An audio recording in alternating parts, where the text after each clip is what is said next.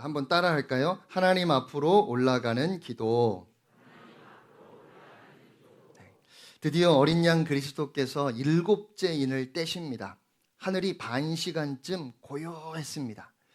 요한은 하나님 앞에 서 있는 일곱 천사를 보았어요. 그들이 하나님께 일곱 나팔을 받았습니다. 그러나 그들은 바로 나팔을 불지는 않아요. 오히려 조심스럽게 그 고요함을 깨뜨리지 않고 어떤 사건이 끝나기를 기다리는 것 같습니다. 다른 천사가 와서 금향로를 들고 제단 앞에 섰어요. 그 천사는 많은 향을 받았는데 모든 성도들의 기도에 그 향을 더해서 보좌 앞에 있는 금제단에 드리기 위한 것이었습니다. 향의 연기가 천사의 손에서 하나님 앞으로 올라갔습니다. 그 후에 그 천사가 제단 위에 불을 향로에 가득 담아 땅에 던졌습니다. 그러자 천둥과 번개와 지진이 일어나며 큰 소리가 땅을 뒤덮었습니다. 그리고 일곱 나팔을 받은 일곱 천사들이 나팔을 불 준비를 합니다. 자, 이것이 우리가 읽었던 본문의 내용이지요. 바로 일곱째 인이 떼어지는 순간에 일어난 일들입니다. 1절 말씀 다시 한번 함께 읽겠습니다. 시작. 일곱째 인을 떼실 때에 하늘이 반 시간쯤 고요하더니. 네, 여러분 다 생생하게 기억하시죠? 첫 번째 인을 뗄 때, 두 번째 인을 뗄 때, 네 번째 인이 떼어질 때까지 오라 하는 천둥과 같은 소리가 있었고요. 말과 그 말 탄 사람이 등장했습니다. 다섯째 인을 떼는 순간에는 제단 아래에서 하나님께 부르짖는 소리가 터져 나왔어요. 그리고 여섯째 인이 떼어지니까 온 우주가 대격변과 함께 땅 위의 모든 사람들이 공포에 질려서 아우성을 칩니다. 그러면 드디어 마지막 일곱 번째 인을 떼실 때에는 더 엄청난 소리와 종말의 사건들이 쏟아져 나와야 할 것 같아요. 그런데 너무 상반되게 오늘 본문을 보니까 모든 소리가 사라졌습니다. 하늘에 침묵이 흐르고 있습니다. 여러분, 이 고요함은 무엇을 의미할까요? 일단 침묵은 극적인 효과를 주지요. 제가 막 이렇게 설교를 하다가 갑자기 말을 멈추고 한동안 침묵하면 여러분이 딴 생각을 하다가도 왜 저러나 싶어서 저를 주목하실 거예요.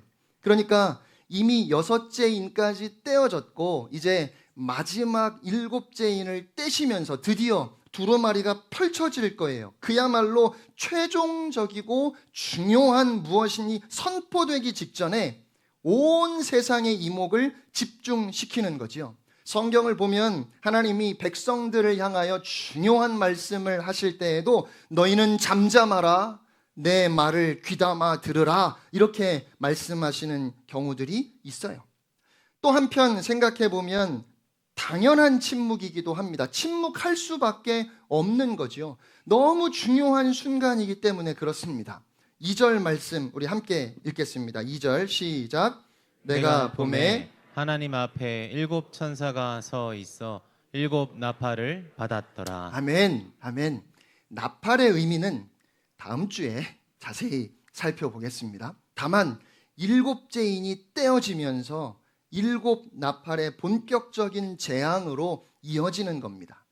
시편 76편 8절 말씀입니다. 주께서 하늘에서 판결을 선포하심에 땅이 두려워 잠잠하였나니. 여러분, 마지막 일곱째 인이 떼어지는 순간에 온 세상이 조용히 기다리고 있는 거예요.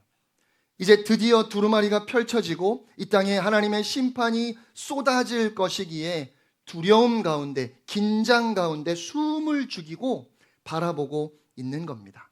여러분, 세상이 참 시끄럽죠? 안 그래도 시끄러운데 본격적인 선거 운동 기간이라 지난 목요일부터는 정말 더 시끄러워졌어요. 하루 종일 막 노랫소리가 들리고요. 막 번화한 길을 가면 거리마다 소란스럽습니다. 세상 사람들은 다가오는 심판을 알지 못해서 흥청망청하고 시끌벅적합니다. 그러나 우리는 영적인 이 세상의 흐름을 알기 때문에 그렇게 경박하게 세상과 함께 흥분할 수는 없습니다. 하나님은 이 죄악이 가득한 세상을 언제까지 그대로 보고만 계시지는 않으실 거예요. 그러니까 우리는 두렵고 떨리는 마음으로 경건한 침묵과 기도로 하나님의 역사를 지켜보아야 합니다. 그런데 이 고요함이 그렇게 아주 중요한 순간 직전의 침묵이라면 고요함 다음으로 그 중요한 것은 무엇일까요? 3절 말씀 함께 읽겠습니다. 시작. 또 다른 천사가 와서 제단 곁에 서서 금향로를 가지고 많은 향을 받았으니 이는 모든 성도의 기도와 합하여 보좌 앞 금 제단에 드리고자 함이라. 아멘. 다른 천사가 와서 금향로를 들고 제단 앞에 섰습니다. 금향로는 구약 성경을 보면 예배에서 향을 피울 때 쓰던 것인데 거기에 많은 향을 담았다고 말씀하죠. 그리고 이는 모든 성도의 기도와 합하여 보좌 앞 금제단에 드리고자 함이라 이렇게 말씀해요. 네, 이 말씀의 해석이 좀 분분한데 아라모 요한계시록 이재하 목사님이 쓰신 아라모 요한계시록 주석을 보니까 천사가 받은 이 많은 향이 아라모 본문에는 기름으로 되어 있습니다. 그러니까 성도의 기도에 기름, 향유를 붓는 겁니다. 기름을 붓는 건 그 의미가 명확하지요. 거룩하게 하는 겁니다. 그래서 조금 확대해서 생각해 보면 아람어 본문의 의미대로 기름을 붓는 것이든지 헬라어 본문의 의미대로 천사가 받은 향을 모든 성도의 기도에 더하는 것이든지 성도의 기도가 그 자체로 하나님께 드려지는 것이 아니라 기름이 부어져서 혹은 향이 더해져서 그렇게 거룩하게 향기롭게 되어서 하나님께 드려지는 것은 우리의 기도는 불완전하지만 예수 그리스도의 보혈 때문에 거룩하신 하나님 앞에 올려질 수 있게 되었음을 의미하는 것으로 그렇게 볼 수 있겠다 싶습니다. 성도의 기도는 예수 그리스도의 중보로 하나님께 올려지는 거지요. 그래서 정군두 목사님은 이 부분에 대해서 이 내용이, 이 말씀이 우리가 왜 예수님의 이름으로 기도해야 하는지를 밝혀주는 것이라고 그렇게 설명했어요. 여러분, 무엇이든지 하나님의 아들 예수의 이름으로 기도하시기를 바랍니다. 예수님의 그 대속의 죽음 때문에 여러분의 기도는 다 하나님의 보좌 앞으로 올라가는 거예요. 예수님의 이름으로 기도합니다 라는 이 고백은 단순히 이제 기도 끝나나 보다 뭐 그런 의미가 아니고요. 예수님의 이름으로 드려지는 기도만 하나님의 보좌 앞에 올려질 수 있는 거예요. 우리의 유일한 중보자 되시는 예수님 때문에 우리의 기도가 하나님께 올라간다는 말이지요. 4절 말씀 함께 읽겠습니다. 시작. 향연이 성도의 기도와 함께 천사의 손으로부터 하나님 앞으로 올라가는지라. 아멘, 아멘. 모든 성도의 기도가 지금 하나님 앞으로 올라갑니다. 그러면 천사가 나와서 금향로에 향을 받았는데 성도의 기도는 어디 있었을까요? 제가 너무 당연한 걸 여쭤보니까 대답을 안 하시는 거죠?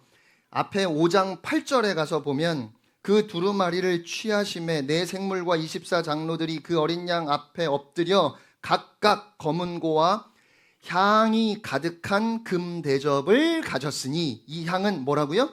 성도의 기도들이라. 제가 5장을 설교할 때 8절은 자세히 말씀을 안 드렸어요. 오늘 말씀을 드리려고 그냥 살짝 넘어갔습니다. 네 생물과 24장로들이 각각 금 대접을 들고 있는데 거기에 성도들의 기도가 가득 담겨 있었어요. 그 기도가 금향로의 그 향기와 함께 하나님께 올라가는 거지요. 그러니까 여러분, 우리의 기도는 그대로 하나님 앞에 보존되어 있는 거예요. 절대로 그냥 없어지지 않습니다. 여러분 꼭 기억하시기를 바랍니다. 설령 우리는 기도한 사람은 죽고 이 세상에서 없어졌다 할지라도 하나님 앞에 드린 기도는 그대로 남는 거예요. 전혀 응답되지 않는 것처럼 보였던, 그래서 도대체 하나님이 내 기도를 들으셨을까 자신이 없었던 우리의 그 모든 부르짖음이 하나님의 보좌 앞에 그대로 보존되어 있는 것을 오늘 말씀을 통해서 볼 수 있습니다.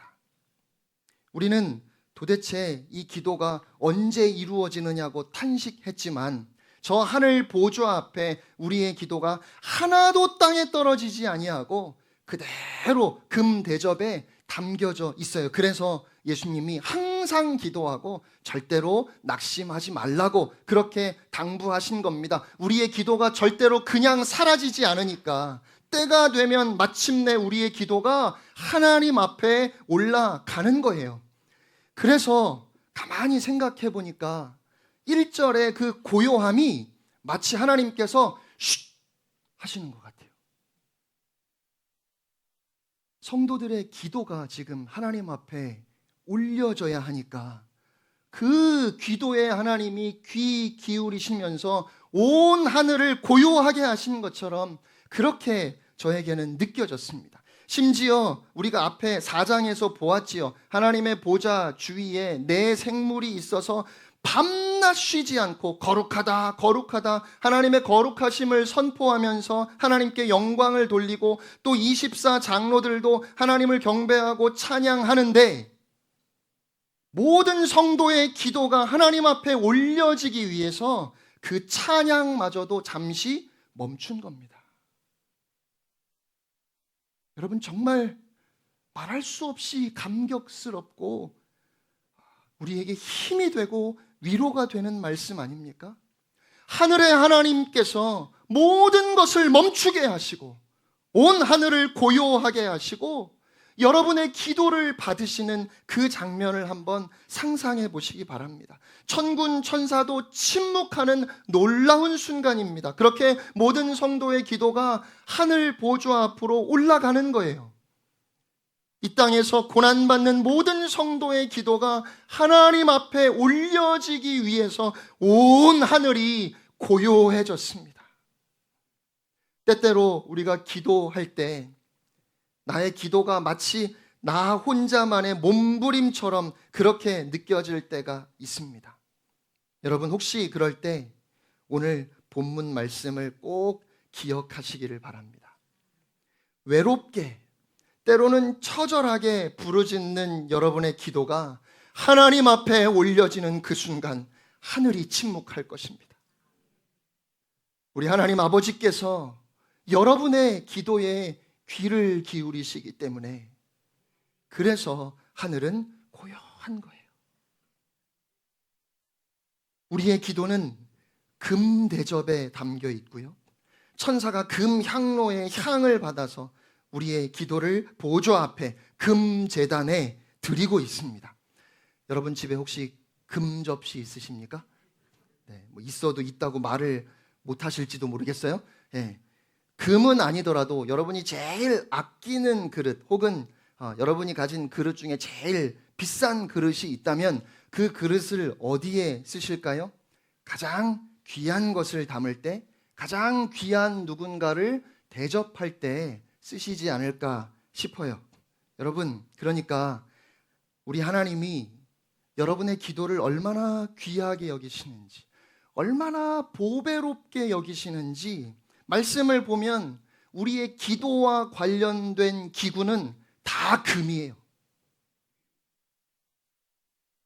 여러분의 기도를 우리 하나님께서 그렇게 귀하게 여기십니다. 그리고 마침내 하나님은 성도의 기도를 다 받으시고 그 기도를 들으시고 이제 그 기도에 응답하십니다. 5절 말씀 함께 읽겠습니다. 시작. 천사가 향로를 가지고 제단에 불을 담아다가 땅에 쏟음에 우레와 음성과 번개와 지진이 나더라. 아멘. 네. 그러니까 이제 이후에 일어나는 모든 일은 하나님께서 모든 성도의 기도를 받으시고 그 기도에 응답하시는 것이라는 말씀이에요. 성도의 기도가 하나님 앞으로 올라갔는데 특별히 문맥에서 보면 여기서 드려진 기도는 앞에 6장에 이 땅에서 복음으로 인한 환난 또 순교까지도 경험했던 성도들의 애절한 기도를 가리키지 않나 싶어요. 6장 9절로 10절인데요. 다섯째 인을 떼실 때에 내가 보니 하나님의 말씀과 그들이 가진 증거로 말미암아 죽임을 당한 영혼들이 제단 아래에 있어 큰 소리로 불러 이르되 거룩하고 참되신 대주제여 땅에 거하는 자들을 심판하여 우리 피를 갚아주지 아니하시기를 어느 때까지 하시려 하나이까 하니, 성도들의 부르짖는 기도는 이렇습니다. 주님은 악한 자들을 심판하시고 하나님의 공의가 세워지는 새하늘과 새 땅을 우리에게 약속해 주셨습니다. 그런데 여전히 악한 자들이 득세하는 이 세상 역사가 끝나지 않고 있습니다. 하나님의 백성들은 환난 가운데 있습니다. 예수님 때문에 왕따 당하고 직장을 잃어버리고 감옥에 갇히고 생명도 잃는 영혼들이 있습니다. 언제까지 이대로 놔두시렵니까? 주님의 심판이 하루속히 이 악한 세상에 임하여 하나님의 공의가 완전하게 실현되고 우리의 억울함이 풀어지게 하소서. 마라나타, 주 예수여 어서 오시옵소서. 이런 성도의 기도가 하나님 앞으로 올라갑니다. 그리고 이제 그 천사가 그 향로에 제단 위에 불을 가득 담아서, 구약 성경에서 불은 하나님의 응답을 상징하는 경우가 많은데요, 그 불을 가득 담아서 땅 위에 쏟았어요. 그러니까 천둥과 요란한 소리와 번개와 지진이 일어났습니다. 이제 펼쳐지는 재앙은 성도들의 기도에 대한 신실하신 하나님의 응답이라는 겁니다. 하나님은 요한계시록을 통해서 이 세상에 내리는 재앙이 환난 중에 부르짖는 성도의 기도에 대한 하나님의 응답임을 알려주시는 거예요. 처음부터 그랬습니다. 여러분, 하나님께서 모세를 통해 애굽에 10가지 재앙을 내리시고 이스라엘을 구원하셨는데 그때에도 그랬어요. 출애굽기 3장 7절로 8절입니다. 여호와께서 이르시되 내가 애굽에 있는 내 백성의 고통을 분명히 보고 그들의 감독자로 말미암아 부르짖음을 듣고 그 근심을 알고 내가 내려가서 그들을 애굽인의 손에서 건져내고 그들을 그 땅에서 인도하여 아름답고 광대한 땅, 젖과 꿀이 흐르는 땅에 데려가려 하노라. 아멘. 이제 하나님께서 하나님의 백성을 건지시겠다 말씀하셔요. 왜요? 그 백성의 부르짖음을 들으셨기 때문입니다. 그래서 애굽을 심판하시고 이스라엘을 구원해 주신다고, 그들을 젖과 꿀이 흐르는 약속의 땅으로 인도하시겠다고 말씀하십니다. 이 땅의 역사가 이제 마침표를 찍는 것도 그와 똑같습니다. 이 땅에 임하는 재앙과 심판은 그러니까 교회를 위한 거예요. 하나님의 백성들을 위한 일입니다. 핍박과 박해 속에서 부르짖는 그 성도의 기도에 하나님이 응답하시는 거죠. 하나님은 성도들의 고통을 보시고 그 근심을 아십니다. 그래서 여러분, 우리는 두려워할 이유가 없습니다. 하나님의 백성을 박해하는 세상이 이제 하나님을 알게 하실 것입니다. 끝내 하나님을 거부하고 악을 행하는 세상은 여지없이 무너지고 말 거예요. 여러분, 그렇게 하나님의 백성의 기도, 여러분의 기도는 중요합니다.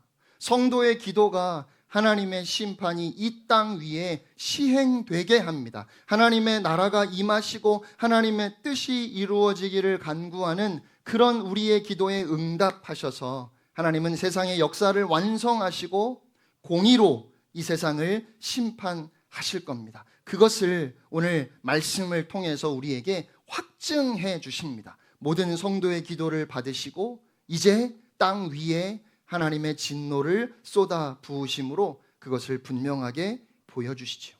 우레와 음성과 번개와 지진이 났다고 했습니다. 이 중에 하나만 해도 얼마나 엄청난 소리인지 모르겠어요. 그런데 이게 한꺼번에 다 터지니 온 하늘과 땅을 엄청난 소리가 뒤흔드는 겁니다. 이전에 그 고요함과 아주 극명하게 대비되는 이 요란한 소리는 잠시 후에 닥칠 하나님의 재앙을 예고하는 것입니다. 요한계시록을 보면 우레와 음성과 번개와 지진이라는 표현이 4번이 나오는데요. 다 그 다음에 다가올 엄청난 재앙의 시작을 알리는 사인이에요. 이제까지 누구도 듣지도 보지도 못했던 재앙들이 시작될 거예요. 그러니까 이제 모두 주목하라는 것이죠. 마지막 6절 말씀 함께 읽겠습니다. 시작. 7 나팔을 가진 7 천사가 나팔 불기를 준비하더라. 성도의 기도가 하늘 보좌로 올라간 다음에 7 나팔을 가진 7 천사가 나팔을 불 준비를 합니다. 말씀드린 것처럼 다음 주에 나팔 소리는 들어볼게요. 하나님은 성도의 기도를 들으셨습니다. 이제 땅에 내리는 재앙이 그 기도의 응답이에요. 7 나팔 소리는 하나님을 모르고 자기가 세상의 주인인 양 착각하고 흥청망청 마음대로 제멋대로 살아가는 사람들에게 마지막 경고의 소리입니다. 지금 7 천사가 그 경고의 나팔을 불 준비를 끝냈어요. 사랑하는 성도 여러분, 우리는 이 세상을 살아가면서 마치 지금 반모섬에 유배되어 있는 요한처럼 아무 힘이 없는 듯 보이는 나 자신을 볼 때가 있습니다. 세상은 무섭게 우리를 삼키려 하지요. 악은 너무 강해 보이는데 우리는 그 앞에서 할 수 있는 것이 별로 없는 듯 느껴져요. 그런데 그런 우리에게 오늘 하나님은 말씀하시는 거예요. 그런 우리를 다시 일으켜 세우시는 겁니다. 이 역사의 물줄기를 뒤바꿀 만한 힘이 여러분에게 있다는 말이에요. 그것이 바로 기도입니다. 하나님은 성도의 기도를 통하여 역사의 흐름을 바꾸십니다. 성도가 드린 기도의 응답으로 세상을 심판하실 것입니다. 이 세상에 하나님의 나라가 임하게 하는 그 위대한 일에 우리는 기도로 동참할 수 있습니다. 하나님은 하나님의 나라가 이 땅에 임하는 방편으로 우리의 기도를 사용하시기를 기뻐하십니다. 예수님이 말씀하셨지요. 내가 천국 열쇠를 너에게 준다. 네가 땅에서 무엇이든지 매면 하늘에서도 매일 것이요 네가 땅에서 무엇이든지 풀면 저 하늘에서도 풀리리라. 아멘. 그러니까 성도의 기도는 이 땅에서 아무것도 아닌 것 같아 보인다 할지라도 실상 저 하늘에서는 얼마나 엄청난 힘이 있는지 몰라요. 야고보서의 말씀대로 의인의 기도는 역사하는 힘이 큽니다. 이 땅에서 일어나는 엄청난 사건들이 하늘 보좌에서 다스리시는 하나님의 결정을 통해서 이루어지는데 그 하나님의 결정에 너무 황송하게도 우리의 기도가 엄청난 영향을 미친다는 말이지요. 전능하신 하나님이 연약한 성도들의 탄식에 귀 기울이십니다. 위대하신 하나님이 힘없이 신음하는 백성의 소리에 귀를 기울이신다고요. 하늘의 하나님이 보잘것없는 성도의 간구에 움직이시는 거예요. 하나님의 전능하심과 성도의 나약한 기도가 어떻게 맞물려 있는지는 우리가 다 이해할 수 없지만 분명한 것은 하나님이 여러분의 기도를 들으시고 응답하신다는 사실입니다. 마태복음 18장 19절로 20절입니다. 우리 같이 읽을까요? 시작. 진실로 다시 너희에게 이르노니 너희 중에 2 사람이 땅에서 합심하여 무엇이든지 구하면 하늘에 계신 내 아버지께서 그들을 위하여 이루게 하시리라. 2-3 사람이 내 이름으로 모인 곳에는 나도 그들 중에 있느니라. 아멘. 아멘. 아멘. 말씀을 마칩니다. 사랑하는 성도 여러분, 우리의 기도가 전능하신 하나님의 보좌를 움직이며 세상의 역사를 바꾸어 나가고 이 세상에 마지막 심판을 가져온다는 사실을 믿으시기 바랍니다. 기도는 최후의 수단이 아닙니다. 이것저것 다 해보고 이제 할 것도 없는데 기도나 한번 해볼까? 이래서 기도하는 게 아니죠. 기도는 최초의 수단이어야 하고요. 사실 기도는 유일한 수단입니다. 기도로 하늘 문이 열리는 체험을 한 사람만 영적 권세를 가지고 이 땅에서 승리할 수 있습니다. 그런 성도를 세상은 감당하지 못해요. 그러니까 여러분 두려워하지 마십시오. 세상을 무서워할 이유가 없습니다. 오히려 세상이 여러분을 무서워해야 하는 겁니다. 여러분의 기도가 이 세상의 운명을 결정할 것이기 때문에 그렇습니다. 크고 작은 여러 가지 문제 때문에 자꾸만 위축되고 자신이 없는 분이 계십니까? 오늘 이 말씀을 붙잡으시기를 바랍니다. 전능하신 하나님이 연약한 여러분의 탄식에 귀 기울이십니다. 위대하신 하나님이 보잘것없는 우리의 기도에 움직이셔요. 역사하십니다. 반드시 응답하십니다. 우리 하나님은 여러분의 기도를 들으시기 위해서 온 하늘을 고요하게 하시는 우리의 아버지이십니다. 함께 찬양하겠습니다.